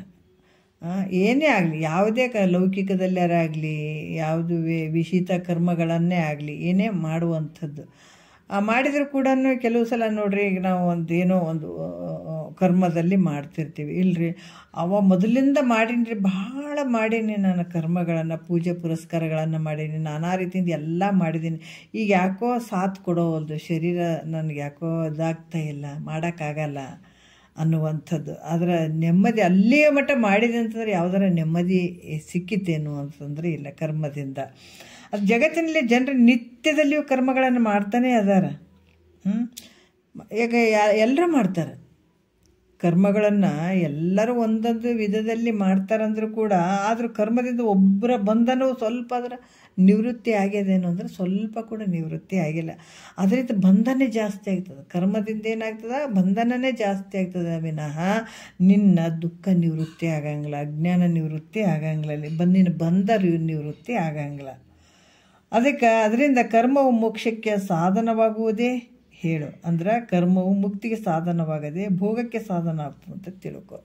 ಯಾಕಂದ್ರೆ ಈ ಕರ್ಮ ಹೆಂಗದಪ್ಪ ಅಂತಂದ್ರೆ ಇಲ್ಲಿ ಮೋಕ್ಷಕ್ಕೆ ಸಾಧನ ಆಗುವುದೇ ಹೇಳು. ಯಾಕಂದ್ರೆ ಎಷ್ಟೇ ಮಾಡಿದಾರಂತಂದ್ರೂ ಕೂಡ ಈ ಕರ್ಮ ಮಾಡಿದಾರಂದ್ರೂ ಕೂಡ ಅದರಿಂದ ಏನಾದರೂ ಮೋಕ್ಷ ಒಂದು ಸ್ವಲ್ಪ ಆಗ್ಯದೇನೋ ಆನಂದ ಆಗ್ಯದೇನೋ ಅಂತಂದರೆ ಇಲ್ಲವೇ ಇಲ್ಲ.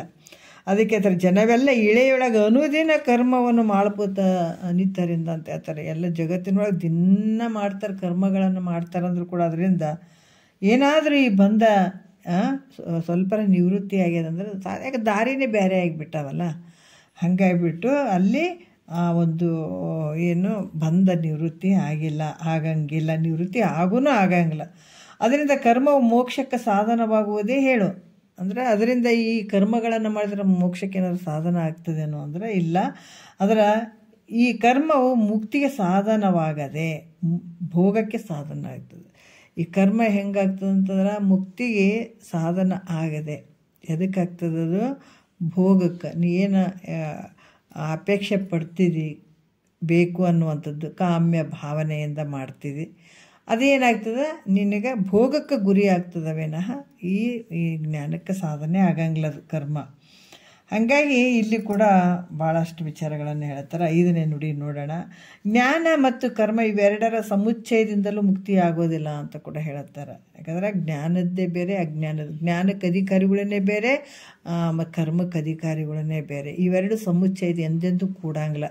ಈ ಜ್ಞಾನಿ ಶರೀರ ಗಟ್ಟಿ ನಾನಂತ ತಿಳ್ಕೊಂಡಿರ್ತಾನೆ, ಯಾರು ಅಜ್ಞಾನಿ. ಜ್ಞಾನಿ ಶರೀರ ನಾನಲ್ಲ ಅಂತ ತಿಳ್ಕೊಂಡಿರ್ತಾನೆ. ಅಜ್ಞಾನ ಅನ್ನುವಂಥದ್ದು ಕತ್ತಲೆ, ಜ್ಞಾನ ಅನ್ನುವಂಥದ್ದು ಬೆಳಕು. ಇವೆರಡು ಏನಾರು ಕೂಡಕೊಳ್ಳೋಕೆ ಸಾಧ್ಯ ಅದಾವೇನೋ ಅಂದರೆ ಸಾಧ್ಯ ಇಲ್ಲ. ಅದಕ್ಕೆ 5ನೇ ನುಡಿಯಲ್ಲಿ ಹೇಳ್ತಾರೆ, ಅರಿವಿನೋಳು ಕೂಡಿ ತನ್ನಿರವಿಂದೆ ಕರ್ಮವ ಅರಿವುಳ್ಳವನು ಮಾಡಿದೊಡೆ ಮುಕ್ತಿ ನೆರೆ ಸಿದ್ಧಿಸುವುದೆಂದು ನುಡಿಯುವರು ಲೋಕದೋಳು ಅರೆ ಮರುಳಗಳಾದ ಜನರೆಲ್ಲ ಅಂತ ಹೇಳ್ತಾರೆ. ಏನಂತಂದ್ರೆ ಅರಿವಿನೋಳು ಅಂದರೆ ಜ್ಞಾನದಿಂದ ಕೂಡಿ ಜ್ಞಾನದಿಂದ ಕರ್ಮವನ್ನು ಸ್ವಸ್ವರೂಪ ಜ್ಞಾನ ಉಳ್ಳಂಥವ್ರು ಮಾಡಿದರೆ ಮೋಕ್ಷವು ಚೆನ್ನಾಗಿ ಪ್ರಾಪ್ತ ಆಗ್ತದಂತ ಈ ಲೋಕದಲ್ಲಿ ಹೇಳ್ತಾರೆ. ಅವರೆಲ್ಲ ಅರೆ ಮರುಳವರು ಅಂದರೆ ಅರ್ಧ ಹುಚ್ಚರು ಅಂತ ಹೇಳ್ತಾರೆ ಅವರು. ಅಂದರೆ ಕೇವಲ ಜ್ಞಾನದಿಂದಲೂ ಮುಕ್ತಿ ಆಗಂಗಿಲ್ಲ. ಇದು ಯಾವುದರಿಂದ? ಕೇವಲ ಜ್ಞಾನದಿಂದಲೂ ಮುಕ್ತಿ ಆಗೋದಿಲ್ಲ, ಬರೀ ಕರ್ಮದಿಂದಲೂ ಮುಕ್ತಿ ಆಗೋದಿಲ್ಲ. ಅಂದರೆ ಬರೀ ಜ್ಞಾನದಿಂದಲೂ ಮುಕ್ತಿ ಆಗಂಗಿಲ್ಲ, ಬರೀ ಕರ್ಮದಿಂದಲೂ ಮುಕ್ತಿ ಆಗಲ್ಲ. ಕಿಂತು ಜ್ಞಾನ ಕರ್ಮ ಎರಡು ಸಮುಚ್ಚಯದಿಂದ ಕೂಡಿದ್ರೆ ಆ ಬಂಧ ನಿವೃತ್ತಿ ಆಗ್ತದ. ನಿವೃತ್ತಿ ಅಂದ್ರೆ ಬಂಧ ನಿವೃತ್ತಿಯಾಗಿ ಮೋಕ್ಷ ಪ್ರಾಪ್ತಿ ಆಗ್ತದ ಅಂತ ಕೆಲವರೆಲ್ಲ ಹೇಳುತ್ತಾರೆ. ಈಗ ಭಾಳಷ್ಟು ಜನ ಹೇಳ್ತಾರೆ ಬರೀ ಅಲ್ಲ ಕೇಳಿದ್ರೆ ಹಂಗ್ರೆ. ಅದಕ್ಕೆ ಒಂದು ಸಲ ಬಂದಿದೆ ವಿಚಾರ, ಸಿದ್ಧಾರೂಢರ ಹತ್ರ ಬಂದು ಕೇಳ್ಕೊಂಡಾಗ ಬರೀ ಮಾಡಲಾರ್ದೆ ಬರೀ ಕುಂತು ಕೇಳಿದ್ರೆ ಆಗಿಬಿಡ್ತದೆ ನನಗೆ ಜ್ಞಾನ ಅಂತ ಕೇಳಿದ್ರು ಅವರು. ಯಾರು ಅಲ್ಲಿ ಬಂದಂಥ ಒಬ್ಬ ವ್ಯಕ್ತಿ ನಡೆದಿದ್ದು ಪ್ರವಚನ ಎಲ್ಲ ಗುರುಗಳು 4 ಟೈಮ್ ಶಾಸ್ತ್ರ ಹೇಳ್ತಿದ್ರಂತ ಸಿದ್ಧಾರೂಢರ ಮಠದಲ್ಲಿ. ಎಲ್ಲ ಭೋಗಕ್ಕೆ ಆಸೆ ಪಡುವಂತಾರೆ ಭಾಳಲ್ಲ ಜಗತ್ತಿನೊಳಗೆ. ಮುತ್ತು ರತ್ನ ಬಿದ್ದವ ಆರಿಸ್ಕೊಳ್ರಿ ಅವು ಏನು ತೊಗೊಳ್ತೀರಿ. ಬರೀ ಕೆಲವರೆಲ್ಲ ಮಠಕ್ಕೆ ಏನೇನು ತಂದು ಕೊಡ್ತಾರ, ಬಂಗಾರ ರೊಕ್ಕ ರೂಪಾಯಿ, ಇದಕ್ಕೆ ನೋಡೋರು ಅರ್ಧ ಜನ ಉಟ್ಕೊಂಡ್ಬಿಡ್ತಾರೆ. ಈ ಮಠಗಳದಾಗ ಇದೇ ನಡೀತಾವೆ ನೋಡ್ರಿ. ಅದನ್ನು ಕಬಳಿಸ್ಲಿಕ್ಕೆ ಅಂತಲೇ ಕೆಲವ್ರು ಉಟ್ಕೊಂಡ್ಬಿಡ್ತಾರ. ಅದನ್ನೇ ಬೇಕು ಬೇಕು ಬೇಕಂತ ಕೂತ್ಕೊಂಡಿದ್ರು. ಜ್ಞಾನವನ್ನು ಕೇಳಬೇಕಾದಾಗ ಗೊತ್ತಾಗ್ಬಿಡ್ತು, ಈ ಪ್ರವಚನ ಹೇಳ್ಬೇಕಾದಾಗ ಅಪ್ಪರಿಗೆ ಸಿದ್ಧಾರೂಢರ ಅಪ್ಪರಿಗೆ ಗೊತ್ತಾಗ್ಬಿಟ್ಟು ಅವ್ರು ಹೇಳಿದ್ರಿ, ಏನ್ರೋ ಅದನ್ನೆಲ್ಲ ಏನು ನೋಡ್ತೀರಿ, ಮುತ್ತು ರತ್ನ ಬೀಳ್ತಾವೆ ನೋಡ್ರಿ, ಆರಿಸ್ಕೊಳ್ರಿ ಅಂತ ಹೇಳ್ತಿದ್ರಂತ. ಅದು ಕೂಡ ಗಮನ ಕೊಡ್ತಿರ್ಲಿಲ್ಲ ಜನ. ಹಂಗೆ ಹೇಳ್ಬೇಕಾದಾಗ ಒಬ್ಬ ವ್ಯಕ್ತಿ ಬಂದ, ಯಾಕಂದರೆ ಇವೆರಡು ಜ್ಞಾನ ಮತ್ತು ಕರ್ಮ ಎರಡು ಸಮುಚ್ಚಯದಿಂದ ಮೋಕ್ಷ ಆಗ್ತದೆ ಅನ್ನುವಂಥವ್ರು ಕೆಲವರು ಇರ್ತಾರೆ. ಕರ್ಮವನ್ನು ಮಾಡಬೇಕು ಜೊತೆಗೆ ಜ್ಞಾನವನ್ನು ಪಡ್ಕೊಂಡಾಗ ಆಗ್ತದೆ, ಮಾಡದೆ ಇದು ಬರೀ ಸುಮ್ಮನೆ ಕುಂತು ಕೇಳಿದ್ರೆ ಆಗ್ತದೇನ್ರಿ ಅಂತನ್ನೋರು ಇರುತ್ತೆ. ಅವಾಗಂದ್ರೆ ಅವ್ರ ಬಂದು ಹಾಗೆ ಅಂದರು, ಬರೀ ನೀವು ಹೇಳ್ತೀರಿ ಇವರು ಸುಮ್ಮನೆ ಕುಂತು ಕೇಳ್ತಾರೆ ಅಂದಾಗ ಅದು ಹೆಂಗೆ ಜ್ಞಾನ ಆಗ್ತದೆ? ಮಾಡಬೇಕು, ಕ್ರಿಯೆಗಳನ್ನು ಮಾಡಿದಾಗ ಆಗ್ತದೆ ಅನ್ನುವಂಥ ಮಾತು ವ್ಯಕ್ತಪಡಿಸಿದಾಗ ಅದಕ್ಕೆ ಅವರು ಹೇಳಿದರು. ನಡೆದಿತ್ತು ಶಾಸ್ತ್ರ ನಡೆದಾಗ ಸುಮ್ಮನೆ ಬೈಲಿಕ್ಕೆ ಶುರು ಮಾಡಿದ ಯಾರು ಸಿದ್ಧಾರೂಢರು ಬೈದರು. ಎದ್ದು ನಡ್ರಿ ಅದನ್ನು 4 ಜನ ಅದನ್ನು ಹೊಡೆದು ಹೊರಗೆ ಹಾಕ್ರಿ ಅಂತ ಹೇಳಿದರು. 1-2 ಮಾತು ಹೇಳಿದಾಗ ಆತ ಭಾಳ ಶಾಂತವಾಗಿ ಕುಂತಿದ್ದೆ, ಶಾಂತವಾಗಿ ಕೇಳಿದ್ದೆ, ಎಲ್ಲ ಮಾಡಿದೆ. ಯಾವಾಗ ಗುರುಗಳು ಒಂದು ಮಾತು ಅಂದರು ಬೆಂಕಿ ಆದಂಗೆ ಆದರು ನೋಡು. ನನಗೆ ಇಷ್ಟು ಮಂದಿ ಒಳಗೆ ಅವಮಾನ ಮಾಡ್ತೀರಿ ಗುರುಗಳೇ ನೀವು, ನಾನು ಏನು ತಪ್ಪು ಮಾಡಿದ್ದೆ ಅಂತದ್ದು ಈ ಥರ ಹೇಳ್ತಾ ಇದ್ದೀರಿ ಅಂತ ಜೋರು ಕೂಗಾಡಕತ್ತಿದ. ಆವಾಗ ಒಂದು 10 ನಿಮಿಷ ಬಿಟ್ಟು ಅಪ್ಪರು ಹೇಳಿದ್ರು, ಸಿದ್ಧಾರೂಢರ ಗುರುಗಳು ಹೇಳಿದರು. ಏನು ಹೇಳಿದರು? ಯಾವ ಯೋಗ ಮಾಡಿದಿ, ಯಾವ ತಪ್ಪ ಮಾಡಿದಿ, ಏನು ಮಾಡಿದ್ಯಪ್ಪ ನೀನು? ಇಲ್ಲಿ ಏನು ಯಾತಕ್ಕೆ ಈಗ ಎಷ್ಟು ಶಾಂತವಾಗಿ ಕೂತ್ಕೊಂಡಿದ್ದೆಲ್ಲ ಇಷ್ಟೆಲ್ಲ ಬೆಂಕಿ ಹಂಗೆ ಇಷ್ಟು ಒಂದು ನಿನಗಿಷ್ಟು ಕೋಪ ಬರಲಿಕ್ಕೆ ಕಾರಣ ಏನಾಯಿತು? ಒಂದು ಸೆಕೆಂಡದಲ್ಲೇ ನಾವು ಒಂದು 2 ಮಾತು ಅಂದೋದಕ್ಕೆ ನಿನಗಿಷ್ಟು ಕೋಪ ಬಂತಂದಾಗ ಮತ್ತು ಇಷ್ಟೆಲ್ಲ ಜನ ಕೂತಿದಾರಲ್ಲ, ಒಂದು ಒಳ್ಳೆ ಮಾತುಗಳಿಗೆ ಪ್ರವಚನ ಹೇಳುವುದರಿಂದ ಮತ್ತು ಇದ್ರ ಮೇಲೆ ಅದು ಪರಿಣಾಮ ಬೀರಂಗಿಲ್ಲ ಅವ್ರ ಮನಸ್ಸಿನಲ್ಲಿ. ನಿನಗೆ 1-2 ಸೆಕೆಂಡ್ ಇಷ್ಟು ಅಂದೋದಕ್ಕೆ ನಿನಗಿಷ್ಟು ಕೋಪ ಬಂತು. ಯಾವುದರಿಂದ ಬಂತು? ನುಡಿಯಿಂದ ಬಂತು ತಾನೆ, ಹೇಳೋದ್ರಿಂದ ಬಂತು ತಾನೆ ಅಂದಾಗ ನಿಜವಾಗಿ ಅದಕ್ಕೆ ಹೌದು ಅನ್ನಿಸ್ತು. ಯಾಕಂದ್ರೆ ಅಷ್ಟು ಒಂದು ಈ ಜ್ಞಾನದಲ್ಲಿ ಕೇಳುವಂಥದ್ದು ಮುಖ್ಯವಾಗಿ ಇಲ್ಲಿ ಶ್ರೀ ಗುರು ವಚನ ಉಪದೇಶವನ್ನು ಆಲಿಸಿದಾಗಳಹುದು ನರರಿಗೆ ಮುಕ್ತಿ ಅನ್ನುವಂಥದ್ದು ಈ ಜ್ಞಾನ. ಯಾಕಂದರೆ ಇದರಲ್ಲಿ ಕೆಲವರು ಏನು ಹೇಳ್ತಾರೆ, ಇಲ್ಲ ನಾವು ಮಾಡಬೇಕು, ಕ್ರಿಯೆಗಳನ್ನು ಮಾಡಬೇಕು ಮತ್ತು ಈ ಜ್ಞಾನವನ್ನು ಎರಡೂ ಇರಬೇಕು, ಎರಡರಿಂದ ಮೋಕ್ಷ ಆಗ್ತದೆ ಅಂತಾರೆ. ಹಂಗಾಗಕ್ಕೆ ಸಾಧ್ಯ ಇಲ್ಲ. ಯಾಕಂದ್ರೆ ಇಲ್ಲಿ ಕರ್ಮ ಅನ್ನುವಂಥದ್ದು ಯಾವುದ್ರಾಗ ಬರ್ತಂದ್ರೆ ಶರೀರ ನಾನು ಅಂದ ಕರ್ಮಗಳು ಬರ್ತಾವೆ. ಈ ಕರ್ಮ ನಾನು ಅನ್ನುವಂಥದ್ದು ತಮೋಗುಣದ್ದು. ಇಲ್ಲಿ ನನ್ನನ್ನು ನಾನು ತಿಳ್ಕೊಳ್ಳುವಂಥದ್ದು, ಈ ಒಂದು ಜ್ಞಾನವನ್ನು ಪಡ್ಕೊಳ್ಳುವಂಥದ್ದು ರಜೋಗುಣದ್ದು, ಇದು ಸತ್ವಗುಣದ್ದು. ಈ ಸತ್ವಗುಣ ಮತ್ತು ತಮೋಗುಣ ಎರಡು ಮಿಕ್ಸ್ ಆಗಕ್ಕೆ ಸಾಧ್ಯ ಇದೆ. ತಮೋಗುಣ ಇರುವಂಥದ್ದು ಕತ್ತಲ ರೂಪವಾಗಿರುವಂಥದ್ದು, ಇದು ಬೆಳಕಿನ ರೂಪವಾಗಿರುವಂಥದ್ದು. ಎರಡು ಸೇರಕ್ಕೆ ಸಾಧ್ಯ ಅದೇನು, ಎರಡು ಸೇರಂಗಿಲ್ಲ. ಅದಕ್ಕೆ ಇಲ್ಲಿ ಕೂಡ ಜ್ಞಾನ ಮತ್ತು ಕರ್ಮ, ಬರೀ ಕರ್ಮ ಇವೆರಡು ಜ್ಞಾನ ಮತ್ತು ಕರ್ಮ ಇವೆರಡರಿಂದ ಕೂಡಿಕೊಂಡಿದ್ರೆ ಬಂದ ನಿವೃತ್ತಿ ಆಗಿ ಮೋಕ್ಷ ಪ್ರಾಪ್ತಿ ಆಗ್ತದ್ರಿ ಅಂತ ಲೋಕದಲ್ಲಿ ಹೇಳುವಂಥವ್ರು ಹೆಂಗದಾರಂದ್ರೆ ಅರೆ ಮರುಳರು, ಅರ್ಧ ಹುಚ್ಚರಂತೆ ತಿಳ್ಕೊಬೇಕು. ಅದಕ್ಕೆ ಇಲ್ಲಿ ಹುಚ್ಚರು ಯಾರು, ಶಾಣ್ಯರು ಯಾರು, ಜ್ಞಾನಿಗಳು ಯಾರು, ಎಂಥವ್ರು ಹೆಂಗದಾರಂತ ಎಲ್ಲ ಕಂಡಿಡಿಯಕ್ಕೆ ಬರ್ತದೆ. ಕ್ರಮಶಾಸ್ತ್ರದಲ್ಲಿ ಎಲ್ಲರೂ ಕೈಗೆ ಸಿಕ್ಕೊಂಡ್ಬಿಡ್ತಾರೆ. ಇಂಥದ್ದೇ ನಾ ಭಾರಿ ದೊಡ್ಡ ಗುರು ಅದೇನಂತೆ ಮೆರೆದಾಡಿದವನ ನಮ್ಮ ಕೈಗೆ ಸಿಕ್ಕೊಂಡ್ಬಿಡ್ತಾನೆ ಇಲ್ಲಿ. ಅದಕ್ಕೆ ಕ್ರಮಶಾಸ್ತ್ರ ಅನ್ನುವಂಥದ್ದು ಬೇಕಾದವ್ರು ಇರಲಿ, ಪಕ್ಕ ಕ್ರಮಶಾಸ್ತ್ರ ಆಗ್ಬೇಕು. ಆಗ ಮಕ್ಕಳಿಗೆ ಶಾಲೆಗೆ ಕಳಿಸ್ತೀವಲ್ಲ, ಮತ್ತು ನಾವೇನು ಒಮ್ಮೆಲೆ ಜಂಪ್ ಮಾಡಿ ಹಾಕ್ತೀವೇನ?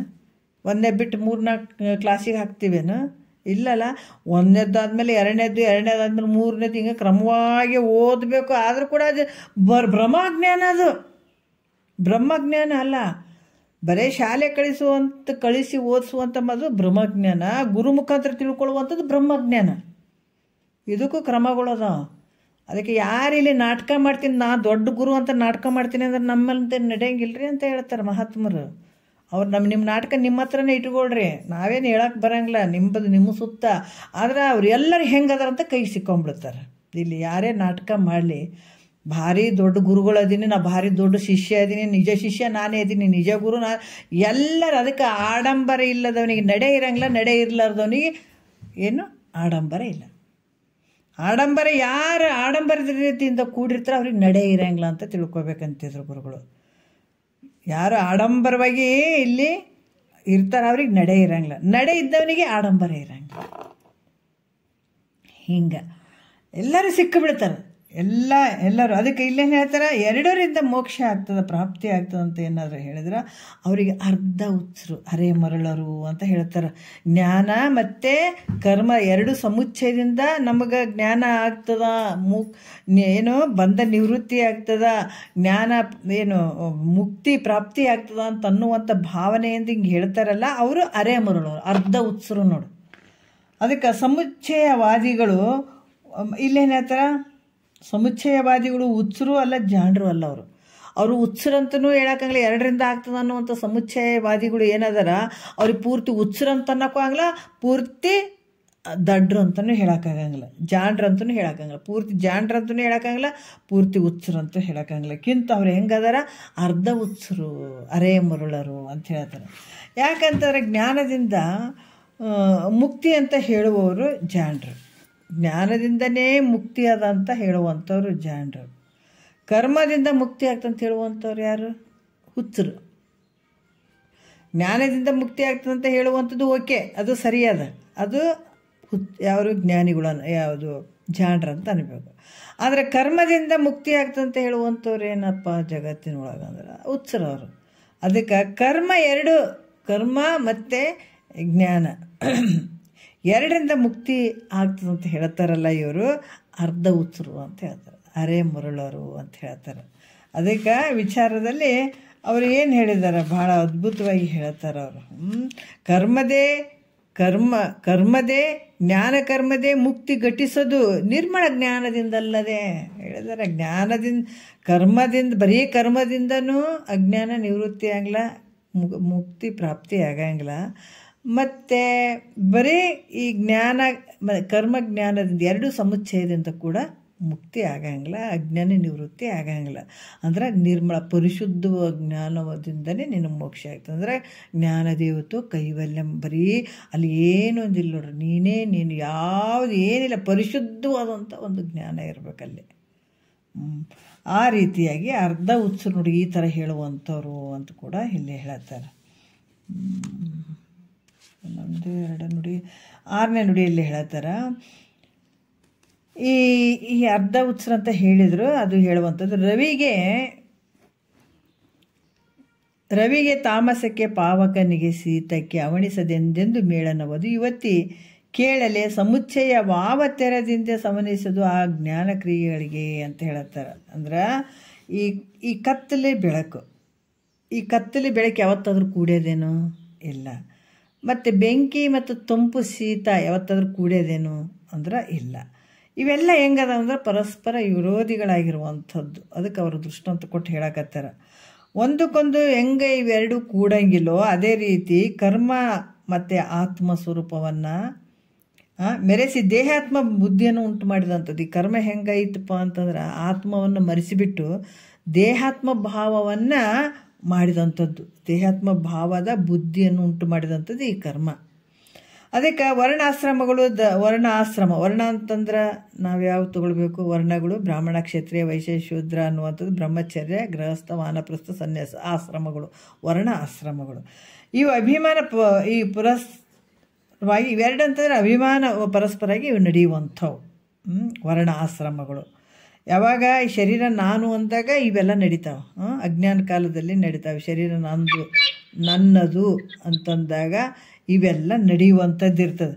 ಜ್ಞಾನವು ದೇಹದ ಅನಾತ್ಮ ವರ್ಗಗಳನ್ನು ಬೇರ್ಪಡಿಸುವಂಥದ್ದು. ಜ್ಞಾನ ಹೆಂಗೈತಪ್ಪ ಅಂತಂದ್ರೆ ಇವೆಲ್ಲವನ್ನು ಬೇರ್ಪಡಿಸ್ತದೆ.